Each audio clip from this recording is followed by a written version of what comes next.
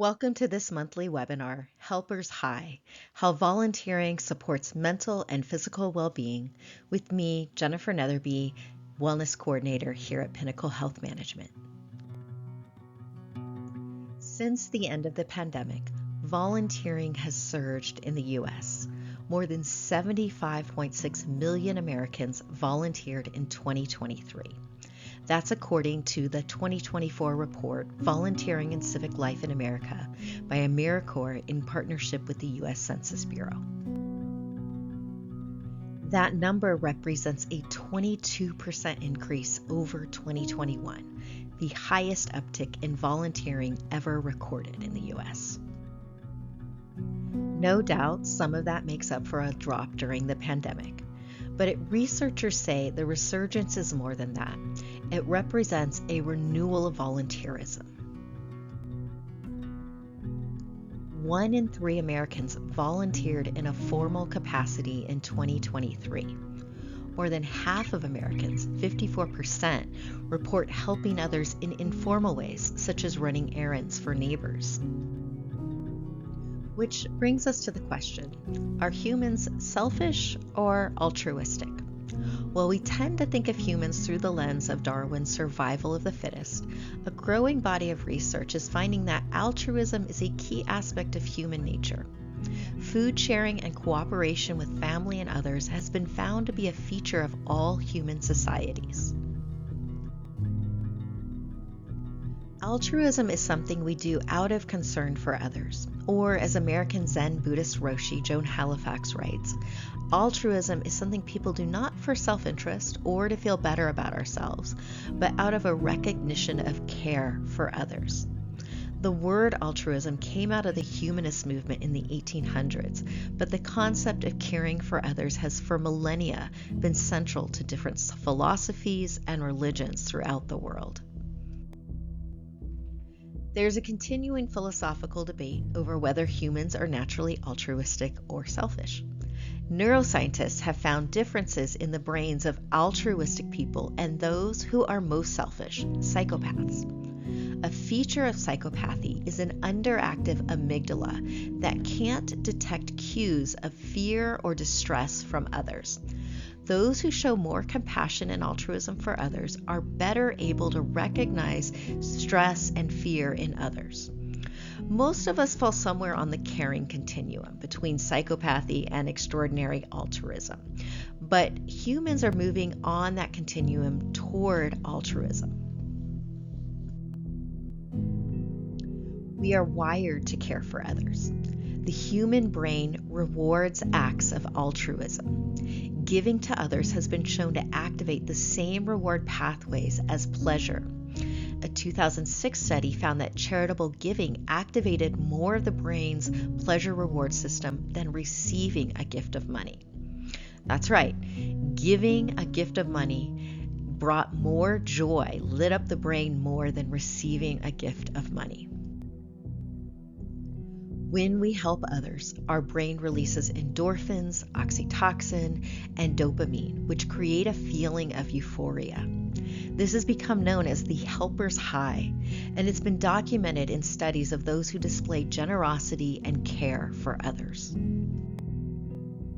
In addition to that helper's high, volunteering supports mind and body health. It supports stress reduction, lower depression, less anxiety. It bolsters our social support system and gives us a sense of purpose. It even has been shown to reduce hypertension and lengthen our lifespan. And it helps support healthy brain aging and even improving our executive functioning skills as we age. It's even been shown to relieve pain. It's still important to be choosy in how and where you volunteer. It's important you care for yourself even as you're helping others. When our motives for helping others don't fully consider our needs or the needs of the person we're helping, altruism can turn into what's known as pathological altruism. This might be helping because we're afraid of what others might think of us. It might be helping because we want to be seen in a certain way by other people. It could be helping because we think we can change or fix other people. or codependent helping, when we ignore our own needs in favor of those of another.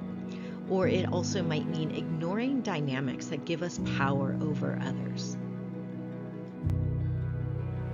Some signs of pathological altruism include when we're neglecting ourselves, including our own needs for care, for rest, our own personal goals, difficulty setting boundaries, when we're unable to say no to helping even when it compromises our own well-being, codependent or one-sided relationships where we're always the one giving, burning out, feeling guilt or anxiety when you're not helping, or feeling resentment toward those we're helping.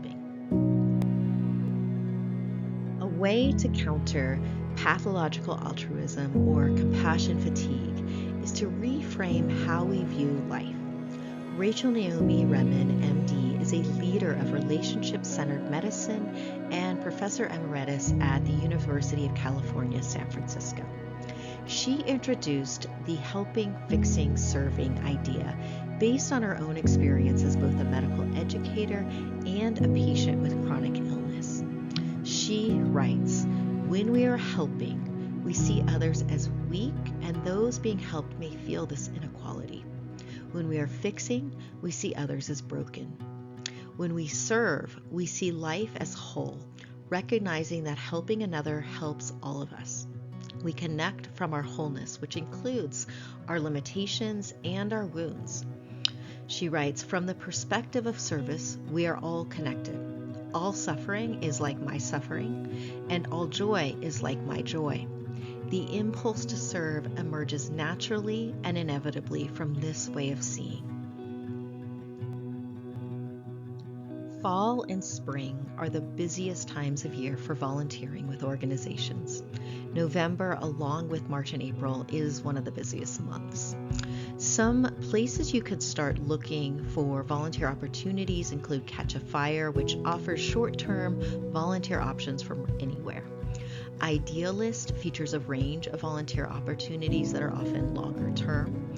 And you can even check out local organizations, nonprofits near you, city, county governments also offer opportunities. Informal helping is another important aspect, and that might be helping a neighbor or those in your community. As Theodore Roosevelt advised, do what you can with what you've got where you are. Thank you for joining me today for this webinar. You can find information on how to reach the Wellness Department on your screen with any questions or feedback.